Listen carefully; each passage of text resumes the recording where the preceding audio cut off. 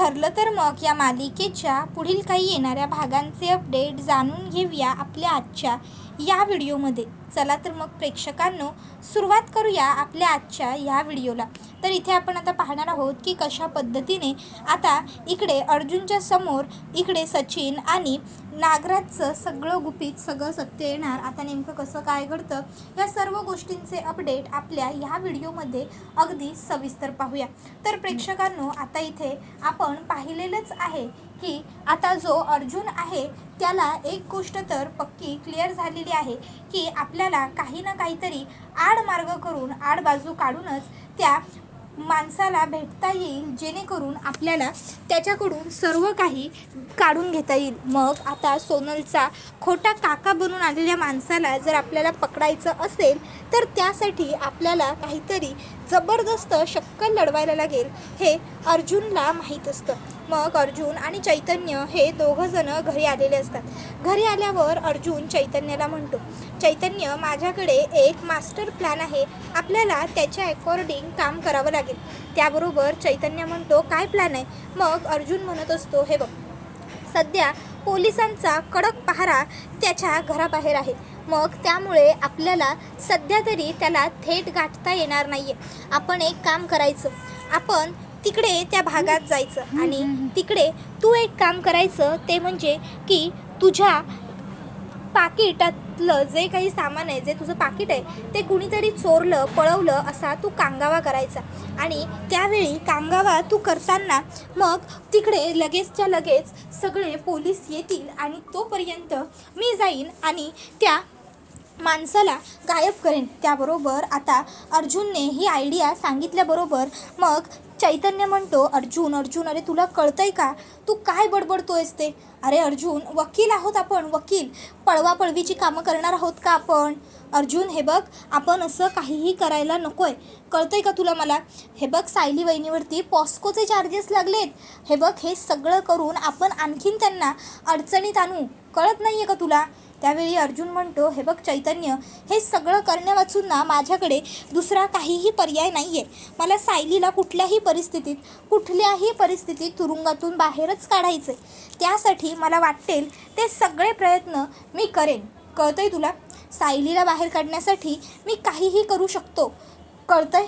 सायली ही या सर्व प्रकरणातून लवकरात लवकर सुटायला हवी आणि त्यासाठी मला त्या माणसाची भेट घेणं, त्याच्याबरोबर बोलणं खूप गरजेचं आहे. जेव्हा मला त्याची भेट घेता येईल ना, तेव्हाच मला कळेल की नेमकं ह्या सगळ्याचा मास्टर माइंड कोण आहे, या सगळ्याच्या मागे नेमकं कोण आहे. आणि एकदा का ह्या सगळ्याच्या मागे कोण आहे हे कळलं ना, की ह्या सगळ्यातलं गुपित मला उघडं करता येईल, कळतंय तुला?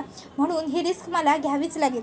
आणि सगळ्यात महत्त्वाचं, मी जरी वकील असलो किंवा काहीही असलं तरीही माझ्यासाठी जे काही महत्त्वाचं आहे ते म्हणजे सगळ्यात जास्त सायली माझ्यासाठी अत्यंत महत्त्वाची आहे. आणि त्यामुळे सायलीसाठी मी कितीही मोठी रिस्क घ्यायला तयार आहे आणि म्हणूनच ही रिस्क आपण घ्यायची. जर चैतन्य ह्या सगळ्यामध्ये तुला माझ्या बाजूने उभं राहायचं नसेल, तुला माझी मदत करायची नसेल, तर तू मला तसं स्पष्ट सांग, काय करायचं ते मी बघतो. कुठल्याही परिस्थितीत मला लवकरात लवकर सायलीला बेल मिळवून द्यायचीच आहे. त्यावर चैतन्य म्हणतो, अर्जुन, मला तसं नव्हतं म्हणायचं मी फक्त. त्यावर अर्जुन म्हणतो, चैतन्य, याचा अर्थ तू माझ्यासोबत आहेस, बरोबर ना? चैतन्य होकारार्थी मान डोलावतो. त्यानंतर अर्जुन म्हणतो, ठीक आहे, मग आपण उद्याच सकाळी ठरलेल्या प्लॅनप्रमाणे गोष्टी घडवायच्या. आणि त्यानंतर मग दोघंही मित्र आता तिकडनं निघतात. त्याच्यानंतर आता इकडे अर्जुन हा मनात ठरवतो, मी तुला सोडणार नाही आहे. दुसऱ्या दिवशी आता चैतन्य आणि अर्जुन ठरलेल्या ठिकाणी पोहोचतात. आता अर्जुन चैतन्याला म्हणतो, चैतन्य, प्लॅन लक्षात आहे ना तुझ्या? चैतन्य होकारार्थी मान डोलावतो. त्यानंतर मग आता चैतन्य हा अर्जुनला म्हणतो, तू आता जा आणि लप, पुढे काय करायचं ते मी बघतो. त्यावेळी मग ताबडतोब आता लगेचच अर्जुन हा त्याच्या गाडीच्या जवळ जाऊन उभा राहतो. चैतन्य लगेच आता, चोर चोर चोर, पकडा पकडा, माझं पॉकेट नेलं, प्लीज हेल्प मी, माझं पॉकेट असं ओरडतो. चैतन्य असं ओरडल्यावर तिकडे पोलीस येतात. त्याबरोबर चैतन्य म्हणत असतो, माझं पॉकेट घेऊन तो माणूस तिकडे गेलाय, प्लीज लवकर पकडा त्याला. दुसऱ्या बाजूला घरात वातावरण खूप जास्त प्रेशरचं असतं. घरामध्ये सगळ्यांना सायलीचीच खूप जास्त काळजी वाटत असते. सगळ्यांना असं झालेलं असतं की कधी एकदाची सायली घरात परत येते, कधी एकदा सायली या सगळ्या प्रकरणातून सुटते. तर तोपर्यंत इकडे आता अर्जुनची नजर तर पोलिसांवरतीच असते. पोलीस जेव्हा तिकडनं निघतात, अर्जुन ताबडतोब सज्ज होतो तिकडे जाऊन आता त्या माणसाला पकडण्याकरता.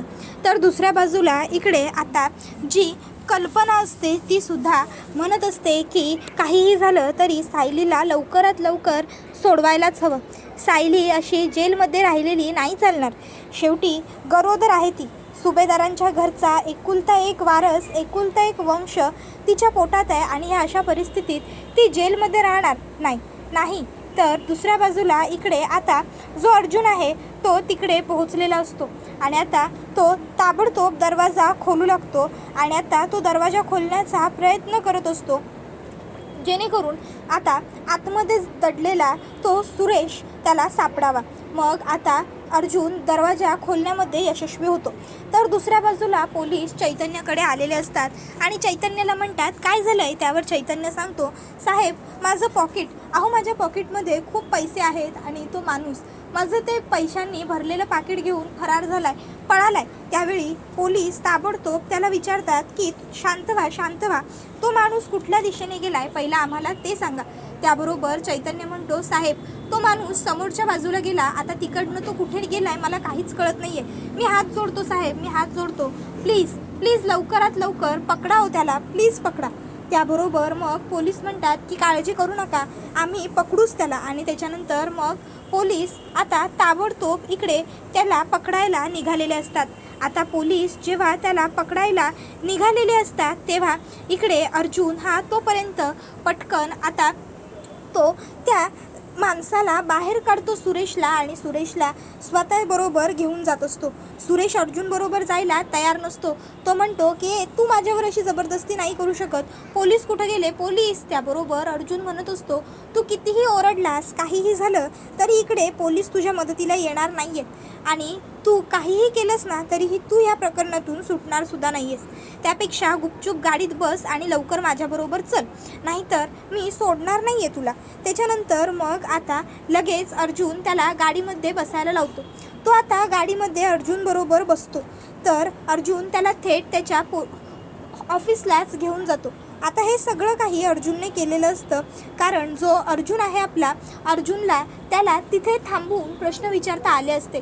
पण जर पुन्हा पोलीस आले असते तेवढ्या सगळ्यात तर मग पोलिसांनी अर्जुनला चौकशी करू दिली नसती आणि उलट अर्जुनलाही शिक्षा झाली असती.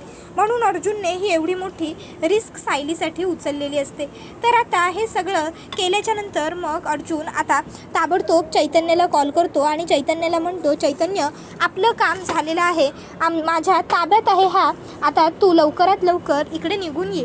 त्यावेळी चैतन्य म्हणतो, ठीक आहे अर्जुन, डोंट वरी, काय करायचं ते मी बघतो. आणि मग तो फोन कट करतो.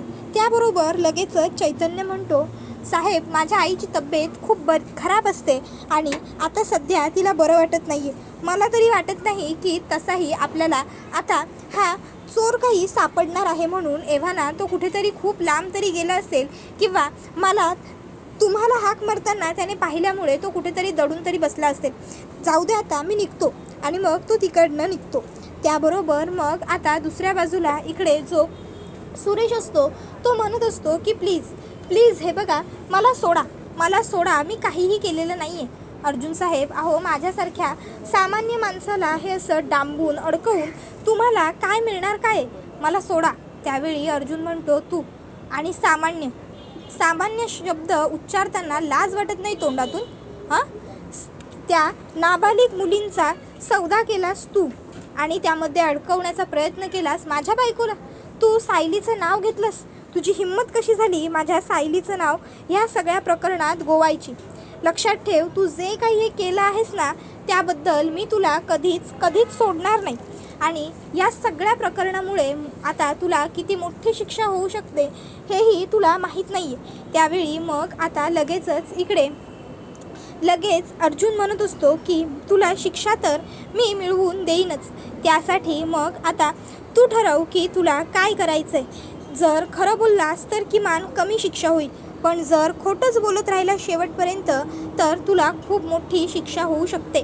आता तू ठरव तुला नेमकं काय हवं आहे ते. त्याबरोबर मग आता तो म्हणत असतो की साहेब आम्ही काय करणार नव्हतो खरंच. त्यावेळी अर्जुन म्हणतो खरं बोल. मग आता तो खरं जे काही त्यांचं ठरलेलं असतं त्या मुलींबरोबर करायचं ते सांगतो. तो सांगतो की आमचं ठरलं होतं त्या मुलींचं एअरवॉर करायचं आणि सोनालीबरोबरसुद्धा आम्ही तेच केलं आणि त्याचे व्हिडिओ करून आम्ही त्याच्यातूनच पैसे कमवणार होतो. हे ऐकून आता अर्जुनला खूप राग येतो आणि अर्जुन त्याला थोबडतो आणि म्हणत असतो निर्लज्ज नालायका, लाज वाटत नाही का? वर तोंड करून हे सगळं आम्हाला असं सरळ सरळ सांगताना तुझ्यासारख्या नीच नालायक माणसांमुळेच आज मुली इथे सेफ नाही आहेत. कळतंय का तुला गाढवा बावळटा? तू काय करायला निघाला होतास ते? अरे एकदा सोनालीच्या ऐवजी स्वतःच्या घरातल्या मुलींचा विचार करून बघायचा होतास. त्यावर तो म्हणत असतो की अर्जुन साहेब मला माफ करा, मला पैशांसाठी हे सगळं काही करावं लागलं. मला खरंच पैशांची गरज आहे आणि म्हणून मी हे सगळं काही केलं. पण मी खरं सांगतोय मी याच्यामध्ये दोषी नाही आहे. अर्जुन साहेब मला सोडून द्या मला अर्जुन साहेब. त्यावेळी अर्जुन त्याला म्हणत असतो की या सगळ्याचा मास्टर माइंड कोण आहे हे सगळं मला सांग. मला त्याच्यापर्यंत पोहोचायचं आहे ज्याने माझ्या बायकोला या सगळ्यात गोवलं. बोल कोण आहे या सगळ्याच्या मागे? इतक्यात आता त्याचा फोन वाजतो. त्यावेळी अर्जुन त्याला म्हणतो फोन उचल. त्यावर तो म्हणतो की नाही ठीक आहे. त्यावर अर्जुन म्हणतो फोन उचल आणि फोनवरती अगदी नॉर्मली बोल नेहमीप्रमाणे. जर काही गडबड केलीस तर याद राख मला ऐकायचं आहे ही व्यक्ती कोण आहे. फोन उचल. त्यावेळी मग तो फोन उचलतो आणि म्हणतो हॅलो बोला साहेब. त्यावेळी समोरून आता इकडनं लगेचच सचिन म्हणतो काय कसं आहेस? आणि हो कोणाला काहीही सुगावा वगैरे तर लागलेला नाही आहे ना की ह्या सगळ्याच्या मास्टर माइंड कोण आहे वगैरे? हे बघ काहीही झालं तरी या सर्व प्रकरणाच्या मुळाशी मी आहे हे कोणाला म्हणजे कोणालाच कधीच कळता कामा नये. आणि जर हे कधी कोणाला कळालं तर माझ्या इतकं वाईट माणूस कोणीही नसेल.